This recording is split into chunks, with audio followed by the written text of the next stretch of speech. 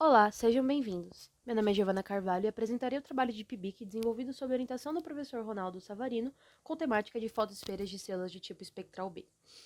O avanço do conhecimento na área da física estelar é fundamental para o desenvolvimento e aperfeiçoamento de teorias da evolução estelar, populações estelares, formação de galáxias e com impacto até mesmo na área de cosmologia. As estrelas B são estrelas de tipo espectral B que apresentam linhas de hidrogênio em emissão nos seus espectros e, às vezes, linhas de metais em emissão, como por exemplo ferro. Essas estrelas giram em torno de si mesmas bem rapidamente, cerca de 2 vezes mais rápido do que estrelas B normais sem emissão, o que faz com que aconteça uma deformação geométrica de modo a achatar a estrela na região dos seus polos e alargar a região do equador estelar. As emissões das linhas de hidrogênio, chamadas de linhas de Balmer, são interpretadas na literatura como sendo causadas pela presença de gás quente orbitando em torno da estrela, que assume a forma de um disco circunstelar. Esses discos podem ser detectados diretamente através de interferometria diferencial, caso a estrela-alvo seja brilhante o suficiente, como foi feito recentemente para a estrela-alfa Eridani. Na maioria dos casos, não é possível fazer imageamento por interferometria, pois as estrelas estão muito distantes. Assim, é comum realizar-se uma modelagem computacional das linhas espectrais de Balmer, em H-alfa, H-beta, H-gama e H-delta, assumindo-se o modelo físico de partida. Uma consequência importante dos processos de absorção e reemissão de fótons nos discos circunstelares é a presença em excesso de emissão de fluxo no espectro infravermelho.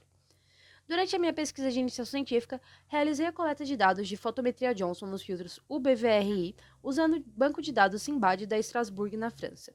Os valores de magnitudes aparentes nas bandas fotométricas foram convertidos para fluxo físico em unidades de ergs por segundo por centímetro quadrado por angstrom, adotando os pontos zeros dessas bandas conforme adotado no Spitzer Science Center.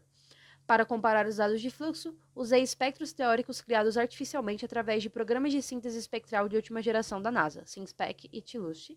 adotando valores de parâmetros físicos estelares próximos aos valores estimados no artigo de Levenhagen, publicado em 2004, e Levenhagen e Leister, publicado em 2006.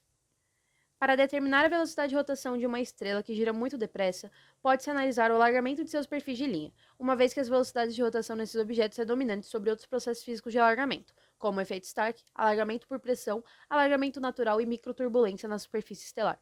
Usando-se os parâmetros físicos determinados anteriormente, temos condições de calcular a chamada transformada de Fourier dos perfis de linha de hélio neutro e calibramos a velocidade de rotação através da frequência correspondente à primeira raiz do espectro de potências resultante da aplicação dessa transformada.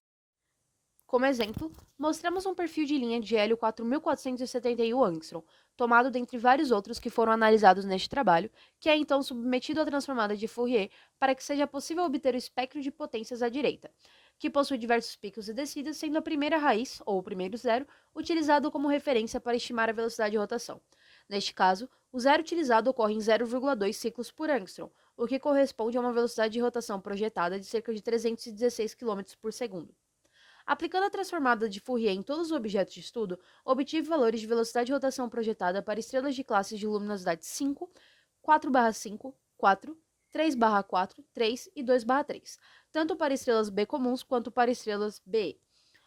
Em cada um dos cistogramas, a função de densidade de probabilidade e de velocidade de rotação projetada é representada pela linha tracejada em laranja. Através do alisamento com kernel gaussiano e retificação com o algoritmo de Lucy, obtivemos a curva verde, que nos dá a distribuição das velocidades verdadeiras V, assumindo que os eixos de rotação das estrelas são orientados aleatoriamente no espaço.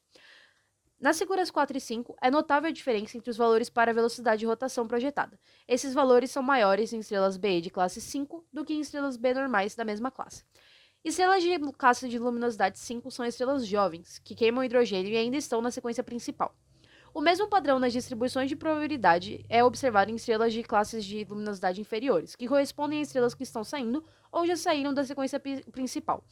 que correspondem a gigantes vermelhas ou subgigantes por sua vez, sugerindo que estrelas BE possuem, em média, velocidade de rotação maiores do que estrelas B comuns. Diante dessas análises, podemos concluir que os valores de velocidade de rotação projetada para estrelas BE são, em média, entre 2 e 2,5 vezes maiores do que os valores para estrelas B normais de mesma classe de luminosidade. Essa velocidade pode ser um dos mecanismos por trás da formação dos envelopes circunstelares, juntamente com pulsações não radiais e campos magnéticos intensos. Os perfis espectroscópicos de um mesmo elemento químico em um mesmo estado de ionização produzem valores de velocidade de rotação projetada que são diferentes entre si, podendo essa diferença ser causada por parâmetros físicos distintos, como o efeito Stark nas linhas de hélio, forças de oscilador quântico e a associação de várias linhas espectrais próximas da linha em questão, o que é chamado de blend de linhas. Por causa desse fator, a melhor forma de estimar a velocidade de rotação da estrela talvez seja escolhendo linhas que possuam maiores valores de força de oscilador e menor número de blends dentre outros perfis de linha do mesmo elemento, de forma a minimizar os processos que alargam uma linha e obtendo valores mais próximos do valor real. Encerro aqui minha apresentação e agradeço pela atenção de todos.